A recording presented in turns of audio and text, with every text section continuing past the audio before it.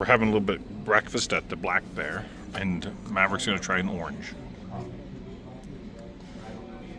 What do you think of that? What do you think of that? He loves it. He's wondering where it went. He also likes the gravy. We limit how much we give him stuff.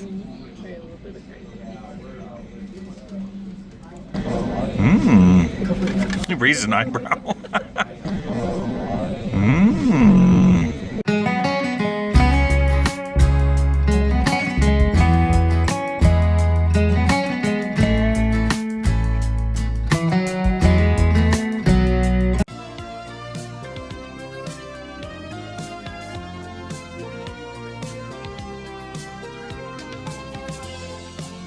Oh no, we got busted by the cops. Today's Bob's birthday. Thank you. He's 73 today. he's 38 years old. Okay, I'll go with that. John now drives 2 Mercedes. Ooh, hey. He's retired, and his boss is saying, hey, he's retired, and now he's got 2 Mercedes. But I think that makes sense, because how can you get a raise driving a Mercedes? That's True. You know, that's tough. You got to drag it in. When I was driving a 74 Pinto, they felt sorry for me. That's so. what you got to do. If you're half on fire when you pull up, they like that. Maverick is staring at contract overtime. Maverick is staring at the 8-foot fireman here. See, here they don't even have fire trucks. This guy just runs over there with his cup of coffee that's 45 gallons of water. And Holds a hose over his head. Oh, I can't do the coffee cup. Put the strap on. Hey, you know what? I'm looking for something. We're gonna scratch. I saw it. We shouldn't say that. I'm taking notes. Are these the signals that I'm supposed to be using the whole time? Probably got a camera. You got a camera, huh? I do. I still enjoyed watching you. I still enjoyed watching all the show, though. I feel so bad. Made me feel like a trucker, you know. He knows. I've had the axle on the trailer pass me before. That was fun. The axle. I had a little utility trailer, and the axle passed me on the highway when I stopped. And I don't see the trailer in the rearview mirror. I ended up. My adrenaline was so high. I ended up sliding the trailer into the bed of the truck and then throwing the axle in there. And then I was like 17, so I was like scared that I was in trouble by the cops or something. And get some air in the tires of this trailer. This is cool. I was gonna say this fire truck looks giant, and then you walked out and I thought it looked normal size again. Yeah. It's a fun size. Look at that flashing light, Maverick. Look at, he's all. What do you think of this? Oh, he powered it up. What do you think of that, Maverick? Look at that smile. What are you doing? You in a fire truck? Look at the size, and not just any fire truck, buddy. Set him on the steering wheel. He's ready to go. Maverick. What are you doing, Maverick? You in a fire truck?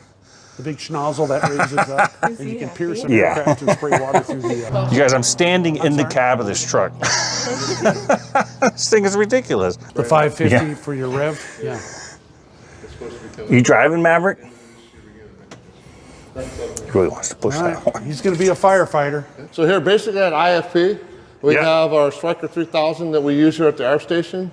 So basically what the 3000 consists of is 3,000 gallons of water in the middle of our tank. And we have 425 gallons of foam with 420 usable gallons of firefighting foam to put out aircraft fires. So basically we have 3 people that can sit in this truck at any given time. Yeah. What's unique about this truck is, if you look at it, we sit in the middle of a truck. Right, the driver's in the middle. Firefighters sit on the left side like a regular fire truck is. That's the big difference between our trucks and the civilian side, besides the amount of water that they carry. Local bullhead fire trucks, they carry roughly around 750 gallons to 1,000 gallons. I want to say. And you got 3,000 plus 4 of foam? 3,000 plus 420 gallons of foam that we use. 420 gallons of foam. So and that foam's good because it's like if you've got a fuel-related fire, is the foam superior to the water? Yes, so basically what the foam does is it's like soap. It makes a nice little cover of the fuel and stuff like that. So basically what it does, it takes away the heat and the oxygen from a fire.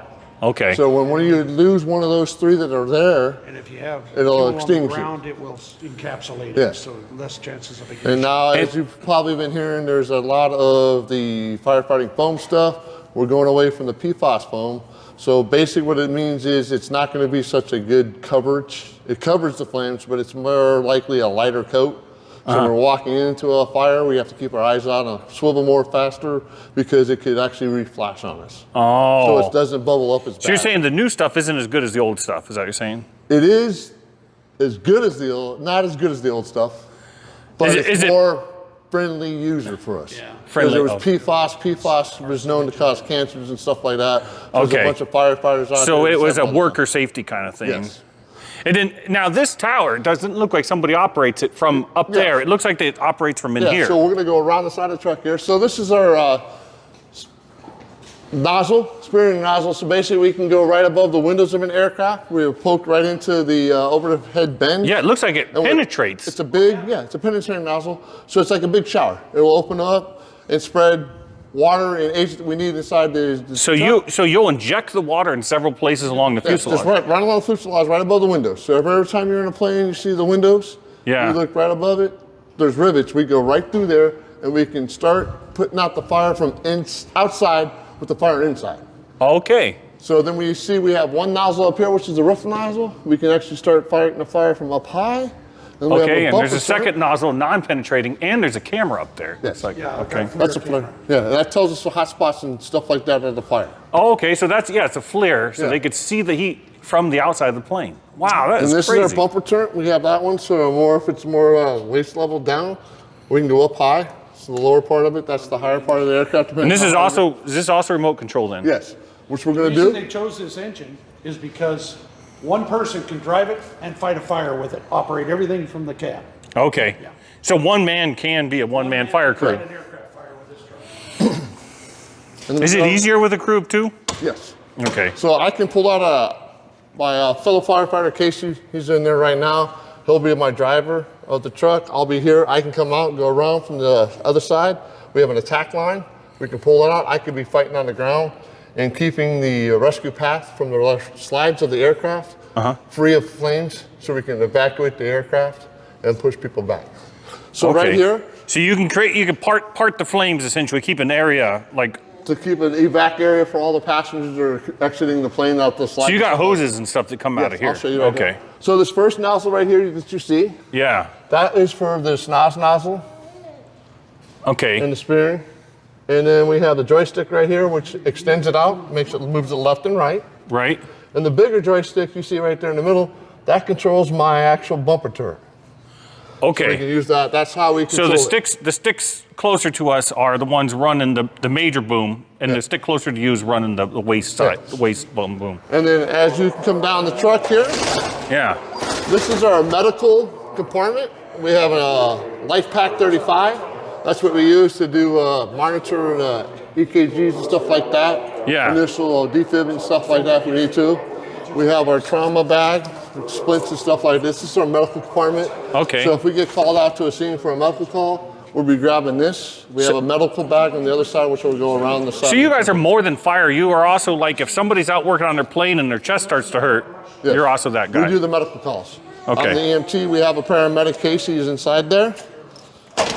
This is what we call the booster line. Basically what the booster line does, it gives me an opportunity. This thing has two hoses on it. It does. So we have the foam and water.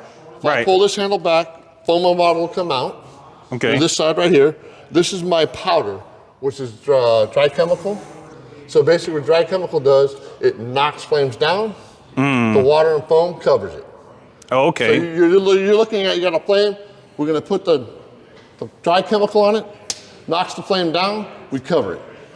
Okay, you're always looking to encapsulate the flame, essentially. We want to make sure that we don't endanger ourselves or anybody coming off of a plane. Right. As far as egress.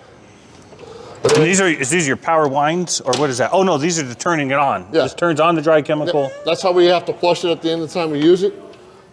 Inside here, we actually have our nitrogen bottle. And basically what that does, it's for our dry chemical tank. And the dry chemical tank you can't see right here, it is up on the other side, and it's a big canister. Right. So it's all dry chemical, it's powder and stuff like that. Is it ABC then, or what is it? No, it's not ABC, it's BC. Okay. ABC is more of your household fires, pallets, stuff like that. So remind me again what ABC or BC means. So ABC is your actual 3 different classes of fires that we have. Right. We have an alpha, which is basically anything that leaves an ash, like a trash can fire, pallets and stuff like that. Okay. Then you have your Bravo fire, which is more of your fuels. Okay. Whether it be aviation fuel, stuff like that. And then you have your Charlie fire, which is your electrical fires. Okay. Arcing and sparking and stuff like that. I can go into the Delta side, which is your magnesium wheels and stuff like that. Right, that's the nastiest ones. Yes, When you start to get into almost thermite, right? Yes, and then basically stuff like that. So that's the different agents that we use. And I forget there's a lot of magnesium on planes too, isn't there? Yeah, but they've been, now recently they've been switching them over because the old brake assemblies used to be made of asbestos material and stuff like that. So they're going more into the composite side for the brake assemblies and stuff like that. There are a lot of your military aircraft has magnesium. And that's one of the fires when you land on the aircraft, on the runway and stuff like that. You heat up your brakes and stuff like that. They catch on fire, they blow out straight across and stuff like that. There's different ways we go through firefighting to go 45 from the front or the back of the tires. Okay. And we use Metal X type of extinguishers. Okay, so that takes a special situation. Yeah, that's why we go through special training and stuff like that. So then we go down the side of the truck right here. This is our generator that we have, which gives us power to our outlets we have on the front, both sides of the truck to give us power. Okay. This is a discharge side of a hose. We can hook up a hose here, pull it out. We have a panel on the other side that will actually get you going to fight the fire on both sides of the truck if we need to. Okay. And then, okay. So right now, is this your meter to hook up to a fire hydrant? So basically, this is what we use right here. We have a fuel form and stuff like that. This will hook up to a nozzle or a hose right here off of a hydrant. We'll actually put the nozzle right here. Yeah. So basically what we'll do is we can put this on the ground at a fuel form or whatever the case may be, and we can get it to go. It'll go back and forth. It'll isolate force. So all we have to do is stand back here. Oh, so you mean it goes back and forth on its own? Yeah. By the pressure from the water, stuff like that. Okay, so this swivels back and forth like a sprinkler, like a sprinkler does. This is what we use at our fuel farms and stuff like that. It makes it easy. You got 20, 30, 40 degrees there. Wow, so they can control the sweep here. Yeah. That is cool.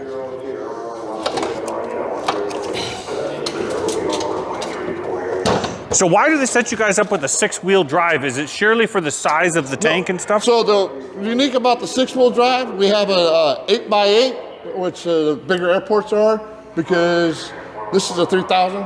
So they're tandem wheels. So when I turn the front wheels from the steering wheel, that front wheel and this back wheel will turn simultaneously like a crab. Right. And these are set for off-road. Okay. So if we have to go outside our fence line, we can go outside the fence line and get okay. out. That's why you have 4-wheel drive, because I was looking at all the pavement, but it makes sense if a plane crashes just outside the boundary, you need to get out there. Yeah, so that's what we do like that. So then we have is our K12 rescue saw. So basically what we'll do is we'll start this up. I don't want to start it up because it makes a lot of noise. No, and a lot of smoke. So what we can do like this, we'll go inside of the aircraft. Right. We'll make our cut, and then do the bottom one or vice versa, and open up the compartments as we need to. Okay. Okay. What's that weigh, that saw? That saw, I think, averages about 15 to 20 pounds. Oh, wow. I thought it was even heavier than that. And then basically, well, this is a Homogeno tool. It took over for the jaws of life. Closes it, get underneath there. Oh, and that cuts too. Spreads, yep, I got a cutter in the middle there. So this is not only a spreader, this is also a cutter. Yes. Oh, and that's self-contained. Wow. Did those used to have a line off of them? Yes. They used to have a hydraulic line or a power pack off. line. You used to have like a separate power pack, right? Yeah. And then, that's way better though, that you don't have to have a line. Makes it a lot easier for us. Yeah, I came up with I was thinking about as well, like I think the comments, but I think it's in the regular. But when they were describing the well pump, I said, their water dropping. It's dropping all over. This is a cool Oshkosh.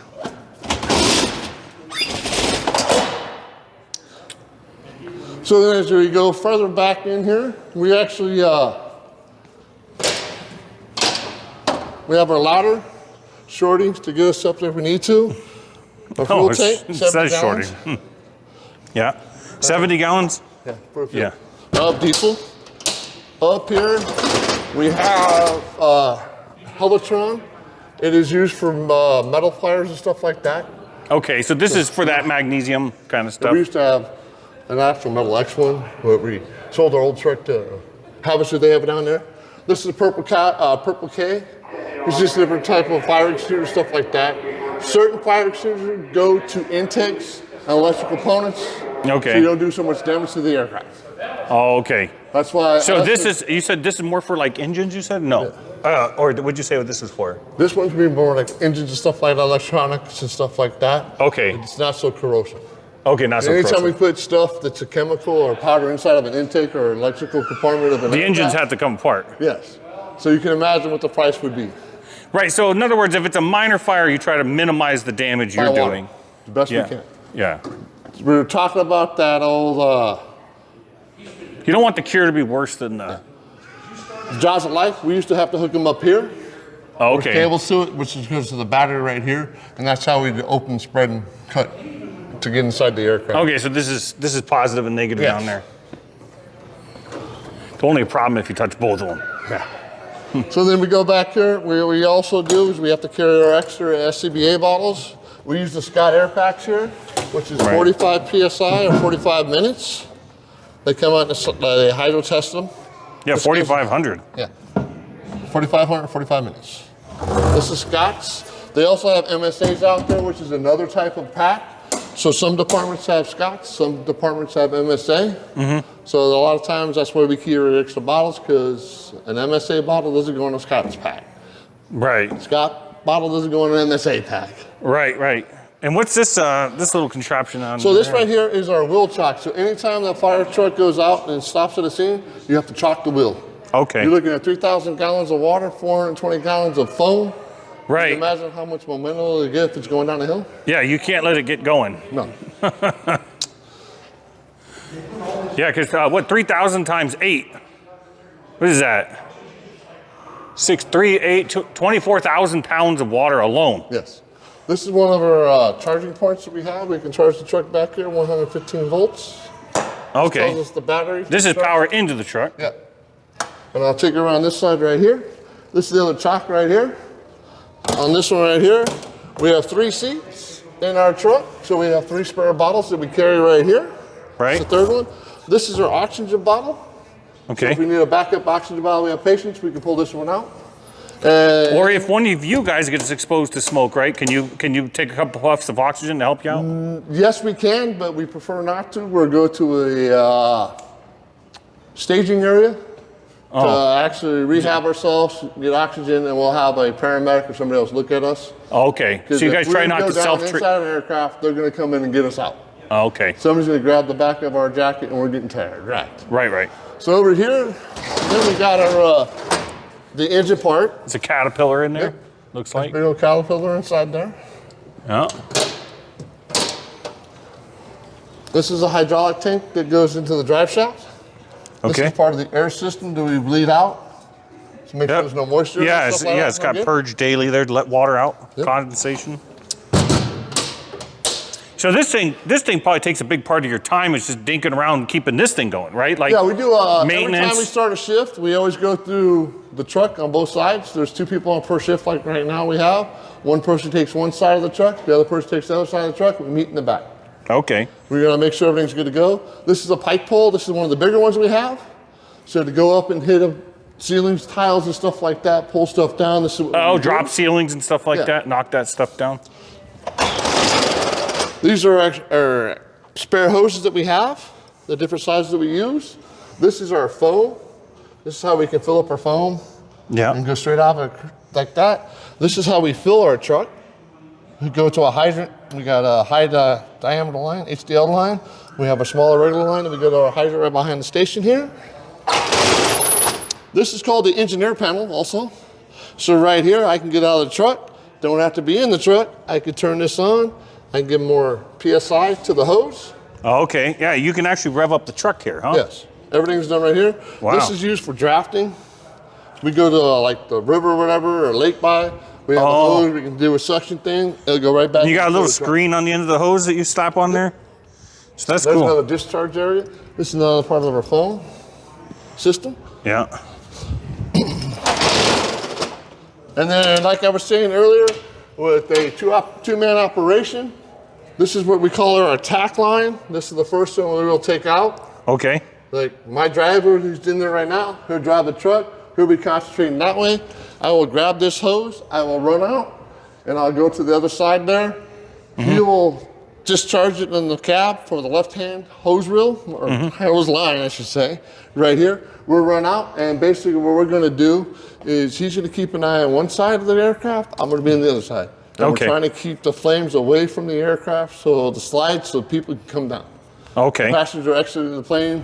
You've probably seen the one recently, United, when they're all starting to slide down the slide, and they got their bags from the overhead. Yeah, they're told to leave all that stuff. Going down, it bounces up, dad misses the kid and stuff like that. Oh, So man. we're trying to make sure that that doesn't happen. So right here we have our other tools. This is what we call a crash axe. So it basically... I've seen some action too. So right here, this is Yeah. for aircraft. It's like a can opener.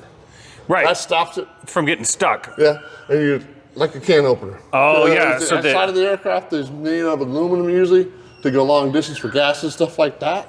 Right, and the problem with not having this stop is this thing would just go to here and then it'd be stuck in there. Yeah. This way you could just wedge it out. And being that we're an arc truck, we also got to keep a regular crash or fire axe. Okay. Pointed axe right here. This is a regular axe like you have at your house. This is our smaller pipe pull that we can go inside. Poke that ceiling. Pull down. This is stuff we use and stuff like that. How tall are you? I am 6'5" and a half. 6'5.5", so you only need the shorter one.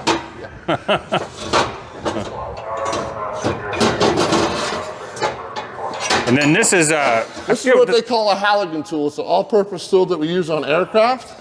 Yeah. You can sit there, poke, pry, wedge. wedge. Yeah. Handy tool for aircraft firefighting. Yeah, I've seen them use these to make a hole and then use a rod to go open a door latch too. Yes. So that's kind of interesting. That's kind of like your multi-entry tool. Yes. And what's that extra little foot on there that you That got right there? here, that's a wedge. So if we go into a door or something like that, we can wedge it. So if the wind comes up, it will stay open. Okay. So it's a door stop. Yeah, pretty much a door stop.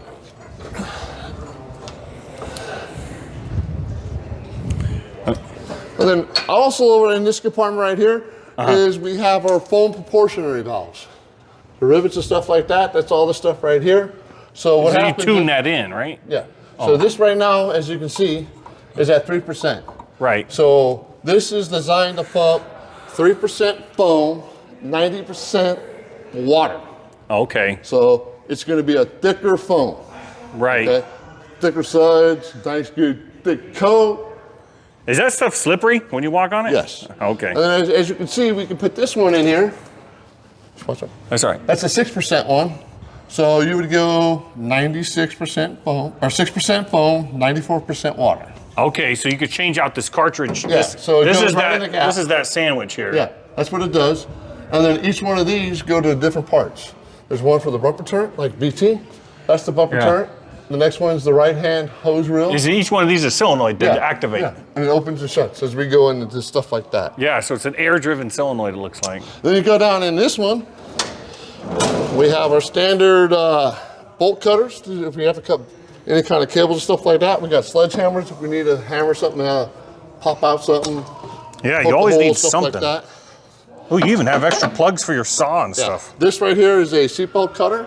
Okay, Basically, if somebody has a seatbelt, we go like that, it's off. it's off. And there's scenarios where you may have to run through the cabin, find somebody who's kind of leaning over, passed out, and just slice their seatbelt and drag them out. So in this one right here, we have the extra spark plugs for us, all you said. Yeah. There's blades in here for the seatbelt cutter. Extra Okay. blades on both sides. We got extra pins that we use for fire extinguishers and stuff like that. We have to pin You guys are them. well organized. So that what we use right here. Also inside this one here, we have different tools that we might need. This is for our FDCs. Go in and we can turn it. So if a fire truck comes in and we have one up here on top of it, they can hook into it and pump water to our sprinkler groups. Oh, okay. The FDC key. This is what we use to access some panels on the aircraft. Oh, okay, Allen key. Allen key, stuff like that. Standard screwdrivers. Yeah. Wire cutters. Things like that. And then we have, which is the Sears aircraft that actually has a parachute. So if they come and land, we have to cut the parachute cable. Oh, okay, that's a parachute cable cutter. Yes. That's cool. And then we got our handy dandy spanner wrench for the hose nozzle in the front. Some more wedges, wood. Yeah. This is our repair kit For your saw. our saw. Yeah. Has a spark plug thing. Got our chisel. All kinds of stuff. And this is what we call a croissant wrench. Okay, we have cool. on our truck. Yeah, and that fits everything. Those are handy. Also up here we have a broom, push broom. We have a shovel just in case we have any kind of debris out there we need to clear out before we go. Yeah. This right here is what we use now to test our flow for our foam and stuff like that. Oh, it's a okay. whole, Can you get a little ratio off of that? Or yeah, so basically what they do is we put a 55-gallon drum, I think it is, up on top of the truck, go like that. We disconnect the foam, so we're not putting foam into the environment, which is not Right. good for the environment, and it's Right. just the water pressure. And Okay. they can do a calculation, and they'll say, okay, you're at 2%. Right. Or you're at, we need to dial it in or whatever. we dial it in by opening the pop rivets and stuff like that, pop billet. These are the outlets that we are talking about. This is our air outlet. We hook up to an air compressor in here because it's air brakes from the front and rear. Okay. This is just a Is this regular- air in then? This is Yes. air in again. Okay. This is power into the truck. Besides the back, we can do it right here. This is one outlet that we have. So that's the power out. Yep, we can go out right there. There's a. This is what we have to actually cut if we need to. I call it a sawzall. Sawzall. Yeah. And we have different blades, metals, different metals and stuff like that. Yeah. And then so you can just plug this into the truck and then So you go see to we got a town. regular outlet right here. Right. This is our desmoking fan. So basically we'll put that by a door. and Pressurize hook it the up to- building. Nope, it's just gonna suck all the smoke down Suck here. out. Okay, Yeah. sucks out. This is a light and a power box that's hooked up to the generator to the truck. Okay, so your got two outlets standard there. outlets in there. Got So a is little this light right on it. is this your 20 amp twist lock, 20 amp twist lock. So they don't keep coming undone on you. Yeah. Then you got a couple over there too. Yeah, same thing on the other side, huh? Yeah. And a little light. And then we actually have a floodlight for night lighting. Right, right. Well, that thing carries a lot of crap, man. That is a lot of stuff. And then that doesn't even mention like your ladder up there and everything else. And then, like I said, also in here, if you want to get over here, there's a blue bag, which is our airway. We have an oxygen bottle we keep in here. We do anything that does with the airway, breathing and stuff like that, we keep in this bag. This is our med bag. We have a trauma side, we have a vital sign and stuff like that. So when we initially go on scene for a med call, we will take both these bags with us. Yeah. We'll take the Life Pack 35 from the other side there, and we'll go up to the aircraft and make patient contact. See what you can do. Yes. And then you've got a hatch up here. You can go straight up on the roof, right? Yes, that is, so if we need to, we can go up in the hatch. And right up here on the base of the boom, we actually have controls. We can control it from there. Oh, you got controls up there too. Okay, cool. The important thing is where are the lights? The lights? Yeah, can we turn on the lights? You want to see the lights? Maverick wants to see the lights. Oh, okay. So does Dad. Don't believe me. So anytime that we're actually on the airfield and we're not going to a scene, You gotta have we'll that have light. our yellow lights on. Okay. That's to say, hey, we're going down there. All of a sudden, we're getting ready to go to a call. Make sure. Careful with his ears. No, I will not set the siren off or the horn because What do you think of that? What do you think of that, Maverick? He likes it. He's Don't have any epileptics in the room, I hope. We're gonna find out. This is the epileptic test. Maverick does not have epilepsy. That's good.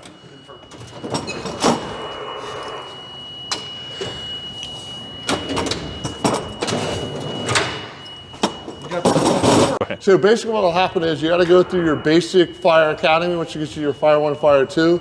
Right. This is what's considered a specialty. So we additionally go for a 40-hour class in different locations throughout the United States. We currently here at IFP are used in Lexington training facility. Okay. Up in Lexington, Kentucky. So your initial first one is 5 days, 40 hours. And then once a year, we are required by the FAA 139 to what's called a live fire. So we go out to Lexington, Kentucky, we put our gear on, they light off the stimulation of the aircraft, and we go in and put it out. It's usually propane. Okay, so you guys actually do set stuff on fire and then go mess We around. don't here, we go to training facilities. There's one at DFW, Dallas Fort Worth. There's one in San Bernardino. There's one in Lexington, Kentucky. There's one in Atlanta, Georgia now. There's one in Florida. There are numerous places. It all depends on where you want to go. So you're a firefighter, and then are you also an EMT then? Yes, I am Wow. also an EMT. Here at IFP, we have currently 5 EMTs and we have 1 paramedic. So is somebody always here then for the most Yes. part? Okay. We're here 24/7, 365 days a year. Okay. We have 3 different They're shifts. linked with Bullhead So and Fort Mojave Fire and Police. So is there a scenario off airport where they might call for extra help and you guys can go help off airport, or do you got to stick around here? No one can think of it that way. Yeah. Yes, so basically we have a mutual aid agreement, a mutual aid agreement with the city of Bullhead, Fort Mojave, Mojave Valley. Okay. Because if you figure we have a 737-800 that comes in that does service to the Riverside Casino and also the Harris Casino over in Laughlin. On an average day, and a good day, we get 176 people minimum, Right. up to 180 passengers on that plane. So if something was to happen on that plane and it happens to have an incident on the airfield, we ourselves will do the initial knockdown, and by the time we look up and around, we're gonna have More out. Bullhead City sending us an engine, a ladder, a VC, ambulances, and then what's gonna happen is, as you go down further on the waterfront, there's Mojave Valley, which is the furthest one down by Needles, California. Right. Next one up is Fort Mojave. Everybody's gonna start sending people over this way.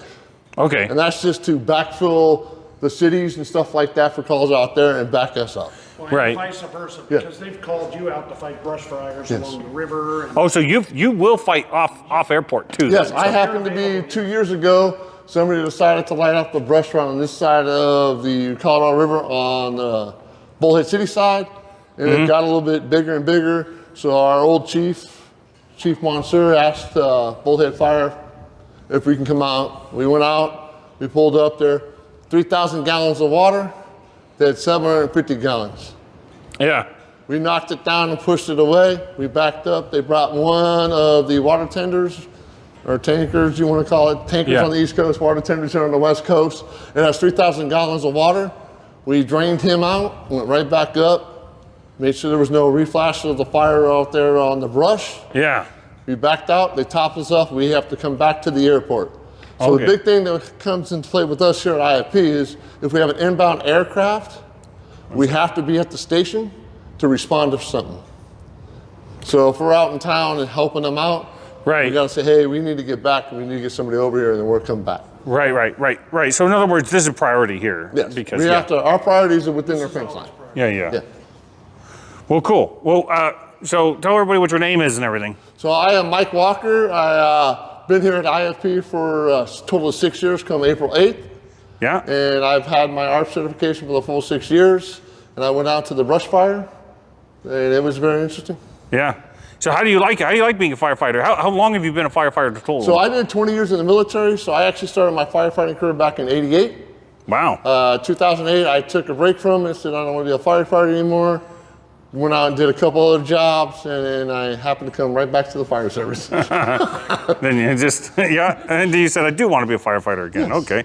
Sometimes you got to know what's out there to know what you got. There you So. go, Maverick. Yeah, so Maverick maybe Maverick will be a firefighter. Oh, they actually have a fire pole in here. It's got like a little seal on it. Do you have to fall through the seal? Oh. It opens up and your weight goes on it. Oh. Weird. Does this feel like something out of Willy Wonka? Here. Yeah. Oh, when you get on it, it opens up Yeah, when your weight and flushes you guys down. We have a fire pole. And we have an elevator. Did you guys? Oh, because you guys can't go up the pole as easy as down the pole. It's a hard climb. Here's the fire pole, you guys. So basically we have, real quick, we have 3 minutes Yeah. from the time that we get told out to get out. When you put your weight on it, the valve opens. Then you can get down. Yeah. Wow. It's like a runway show. So they said they only use the pole now for their calendar. Yeah. Right, that they do every year. Thank you. For their firefighter calendar. Okay. Okay. So they come in and all that. This is one of the aerial maps that we have. So as you can tell, we are currently right here at the fire station. Right? This is runway 16. This is runway 34, depending on the way the winds are. These are our GA part of Right? it. This is our side area. Yeah. This is the local parkway and stuff like that. It helps us out looking at it. As you can see, there's a Colorado River. Yeah. And we have the Riverside, the Aquarius. Yeah, Water. all the casinos over there. Yes. And Yeah. then we have the ghost one that's over here where you can't really see. Over here, this is what we call the ARC, which is the command center. So if we happen to have, How you plan your wars. They have the The battleship. gotta get that out of here. You guys are playing fire trucks. Yeah, we're staging. So basically what we do here, if there's an event out there on the runway and taxiways and stuff like that, Yeah. we'll have our director of the airport up here. We'll have somebody probably from the city of Bullhead, whether it be the fire chief or whatever. Yeah. It gives them a chance to eyeball the situation. This right here is a grid map, and it shows all the little bullseye looking things. That's where all our hydrants are. We have the different colors for gates that we can come through. Yeah, and then this is it's called a grid map so that you could say we're in Alpha 4 or whatever, or need to Bravo put it 4. So, Yeah. And then, so basically, well, this will become our command center. oh yeah, Okay. this looks like an airport tower just about, except for it doesn't have 360, but it's pretty wide. You can see the whole runway from here. That's why we can't use it as a backup tower right now. Why? That hillside right there, you can't Oh. see the end of 3-4. Are they going to demo that hillside, you think, or what? I do not know. That's might be Oh. a project down the road. So they've got red lights in here because that way it doesn't affect their night vision. So you don't have these bright lights hitting you. There's a 747 that landed here. We Wow. had Air Force One here. Air Force One's been here, huh? Yeah, October 19th. We had his rally here. Wow, His Secret Service was in there. that's cool. So this Did is anyone like, use the pole? huh? Did anyone use the pole? No. That you know No. about? So back down on this side of our station here, we have 4 bedrooms, 2 on this side, 2 on that side.